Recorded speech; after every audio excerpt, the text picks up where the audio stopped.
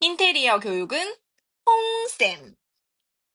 안녕하세요. 홍쌤 디자인학원 원장 홍쌤입니다. 자, 2026년 1회차 실내 건축 시험 방식이 완전 개편이 됐어요. 그래서 내년 시험을 대비하는 학생들이 어떤 부분을 보고 학원이나 수업을 선택할지도 너무 궁금하실 거라서 이 영상 작업을 해보았습니다. 지금 화면에서 보시는 것처럼 실내 건축 자격증방 저희 학원 모습이거든요. 저희 학원 모습인데 이렇게 손재도를 가지고 시험을 분석해서 그리는 방식이었어요. 거의 30년이 넘었죠. 그런데 이거를 요즘에는 다 오토캐드라든지 스케치업 파일을 가지고 프로그램을 활용해서 현장에선 이루어지기 때문에 그래서 아예 컴퓨터 활용 능력으로 바뀌었습니다. 조금 더 실무에 가깝게 시험 방식이 바뀌었다고 생각하시면 돼요. 지금 이제 저희 학원 인테리어 교육 전문 학원 홍쌤 디자인 학원에서 이 커리큘럼이라든지 이런 과정들을 한번 안내를 해드릴 거예요. 그 전에 이제 내년 시험을 바뀌었을 때 뭐가 가장 궁금한지를 제가 한번 좀 리스트를 한번 짜봤거든요. 2026년 지금 실내건축 자격증 같은 경우에는 지금 보시면 실내건축 자격증 실기시험이 어떻게 변경되었는지 그것이 가장 궁금하실 거고요. 그리고 실내 자격증을 했을 때 준비 기간, 이게 손재도를 그릴 때와 컴퓨터를 할 때 어떤 차이점이 있는지, 그리고 전공자들이 이제 생각하는 준비 기간과 비전공자들이 생각하는 준비 기간이 좀 달라요. 그리고 학원 선택을 하실 때 뭐 주의사항이라든지 그리고 전공자든 비전공자든 그런 부분들을 이제 더 총합해서 주의사항을 한번 말씀드릴 거고요. 그리고 저희 학원 커리큘럼과 준비 기간을 한번 맨 마지막에 한번 설명을 해보도록 하겠습니다. 지금 보시면 실내 건축 분야 작업형 실기가 가장 크게 변경되는 사항은 1회차부터 시행된다고 되어 있죠. 그래서 전국에 있는 모든 출판사, 모든 학원들이 내년 시험이 다 뉴로 처음 시작하는 겁니다. 그래서 세부적인 내용들은 한국산업인력공단에서 나눠주는 세부 내용 이외에는 저희가 알 수는 없고요. 전화를 해서 알아낸 거 이외에는 거의 많이 없어요. 지금 일반적으로 그 전까지 했던 방식은 2025년 12월 31일까지 마지막 기능사 4회차, 25년도 마지막 3회 기사급 친구들은 기존 손제도로 가지고 시험을 칩니다. 손제도가 솔직하게 얘기해서 나쁜 건 아니에요. 손제도는 뭐 아날로그식이다, 옛날 방식이라고 생각을 하시지만 현장을 갔을 때 가장 빠르게 표현할 수 있는 거는 나의 손입니다. 손을 쓰면은 확실하게 내 머릿속에 도면이 다 들어가요. 그게 큰 장점인 게 손도면의 장점입니다. 손으로 그릴 수 있는 거를 컴퓨터를 활용해서 표현만 잘하시면 됩니다. 내년 시험을 만약에 준비할 때 손도면을 미리 그렸던 친구들은 컴퓨터를 활용해서 표현해내기만 하면 되기 때문에 굉장히 좀 편하실 거고요. 내년에 이제 바로 내년 시험을 준비하는 친구들 같은 경우에는 처음부터 컴퓨터를 활용하는 방식으로 들어갈 거예요. 우선 가장 많이 쓰는 프로그램 두 개, 이 두 개를 제공하겠다라고 한국산업인력공단에서 얘기를 했고, 현장에서도 요즘엔 3D 맥스가 아니라 스케치업, 3D는 스케치업 파일을 이용할 거고요. 그리고 오토캐드를 가지고 도면화 작업을 할 겁니다. 얘가 2D고요. 얘가 3D로 해서 진행을 한다라는 거예요. 그럼 비전공자들은 이 정도는 해야 내가 실내 건축 자격증이나 아니면은 회사 가서 도움이 된다고 난 들었다. 그러면 조금은 더 도움은 되실 수가 있습니다. 자, 그렇게 해서 지금 기사 시험을 보시면 6시간 30분 똑같아요. 그런데 산업기사도 5시간 30분, 기존 시험 시간대랑 동일하고요. 그런데 기능사는 5시간 반에서 5시간으로 단축이 됐습니다. 자, 예전에 손도면에서는 기능사들이 합격률이 거의 100%였거든요. 그리고 독학이 가능했던 시험이라고 생각을 한다면 지금 이제 기존에 바뀌는 실내건축 기능사는 컴퓨터 활용 방식이고 한 30분이 줄기 때문에 조금 더 빡빡한 시험이 되실 거예요. 기능사를 하시는 분들은 다 비전공자들이 많으시기 때문에 그리고 나이가 있으시거나 아니면 전공자가 아닌 친구들이 많기 때문에 평면도를 해석하고 읽어내는 것도 힘들어 하는데 거기에 컴퓨터까지 지금 활용해서 해야 하기 때문에 기존 손제도에서 독학했던 게 이제는 더 이상은 먹히지 않을 거다. 이거는 꼭 프로그램을 활용할 수 있는 학원이라든지 전문가의 도움을 받으셔야 비전공자들은 편안하게 합격을 하실 수 있으실 거예요. 그리고 실내건축 기사가 많이 바뀌었는데 우선은 기사든 산업기사든 기능사가 벽체 구조가 건축 쪽으로 많이 변경이 됐습니다. 단열재가 들어가요. 기존 손재도에선 단열재가 전혀 들어가지 않는 부분들이 이제 건축에서 나오는 이제 단열재들이 들어가기 때문에 그 부분은 뒤쪽에서 한 번 더 말씀을 드릴게요. 자, 그리고 변경 후에 실내 건축 기사가 가장 많이 바뀌었습니다. 우선은 CAD를 가지고 저희가 평면화 작업을 해야 돼요.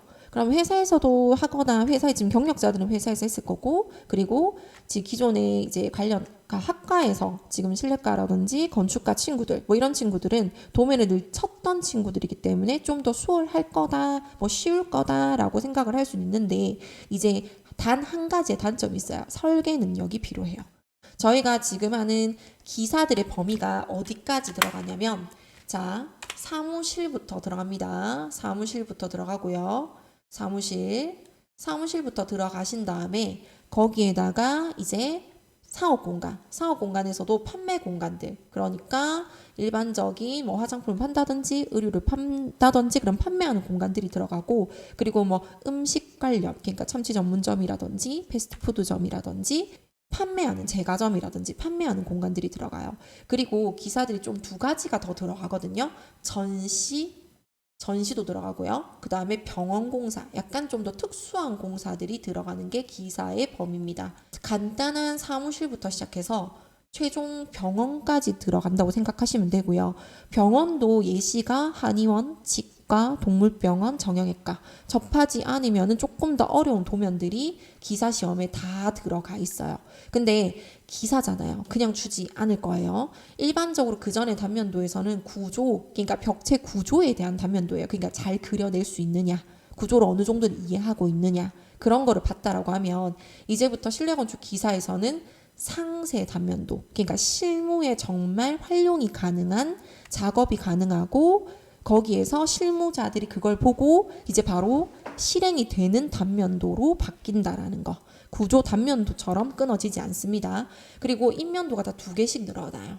산업기사랑 기사는 인면도가 다 2개씩 늘어날 거고, 거기에다가 이제 컴퓨터를 많이 만약에 CAD를 어느 정도 활용하신 분들은요, CAD 자체가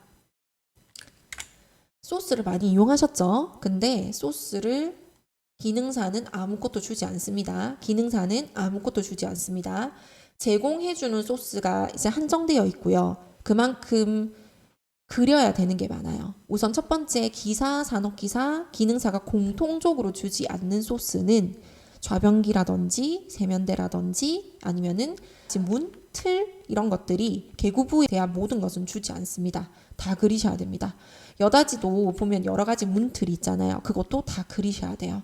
그래서 기존의 소스를 활용했다라고 하면 이제는 활용할 수가 없다. 그거를 모두 다 그려내야 된다. 그렇기 때문에 속도가 어느 정도 나게끔 훈련을 많이 하셔야 된다라는 거예요. 그래서 지금 이게 51가지를 제공하겠다고 지금 한국산업인력공단에서 나온 2D 파일과 CAD 파일과 스케치업 파일입니다. 그래서 여기 있는 걸 활용해서 쓸 수 있는데 막상 안에 보시면요, 그냥 간단한 것들이에요. 그냥 책상 세트, 그냥 테이블, 그리고 뭐 선반 같은 경우 그 정도, 파티션, 플랜트, 뭐 조명 정도는 들어가 있고 카운터 2개 정도 들어가 있어요. 그거를 활용해서 하라고 하는데, 근데 요거를 제가 지금 샘플링을 해봤을 때는 그렇게까지 많이 쓰지는 않는다. 생각보다 그려내기가 쉬운데 굳이 복사해서 하는 것보다는 그냥 렉탱글에서 바로 네모를 그린다던가 서클에서 그냥 원형을 그린다던가 그게 조금 더 수월하다라고 생각을 해주시면 될 것 같아요.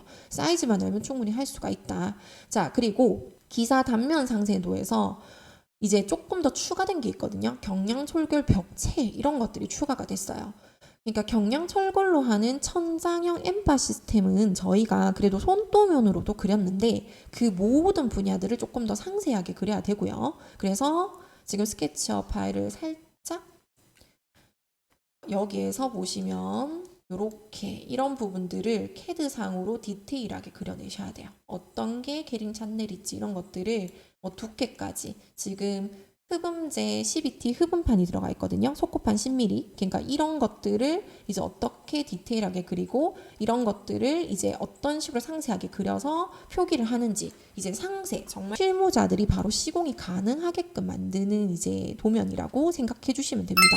2026년 실내건축 자격증 실기시험 변경 방식은 아까 가장 큰 거는 손재도에서 오토캐드와 스케치업으로 바뀐다라는 거. 그리고 두 번째는 이렇게 작업 전후가 지금 시간도 줄고 그 다음에 컴퓨터도 활용하셔야 되고 그 다음에 인면도라든지 상세 단면도로 바뀌었다는 거. 요구 조건표 분석을 진짜 잘 하셔야 됩니다. 요구 조건표 분석을 정말 잘해야 되고 지금 이 요구 조건표를 봤을 때 정답지가 한국산업인력공단에서는 제공하지 않습니다. 예시 문제 하나 나왔어요. 필기를 먼저 합격하시고 나시면 2차 실기를 칠 수가 있거든요. 근데 이제 기존에 벌써 필기 같은 경우에는 2022년도에 이제 기사는 개편이 됐고요. 그 다음에 기능사는 2020년도부터 CBT로 변경이 됐기 때문에 그 필기에 대한 합격률은 떨어질 건 아닌데 이제 2차 실기에서 많이 떨어뜨릴 것 같습니다. 그리고 우리가 지금 이게 캐드로도 하는데 그 전에 앞 시간 1시간은 시공실무도 똑같이 기사 산업기사는 들어간다라고 생각해 주시면 돼요.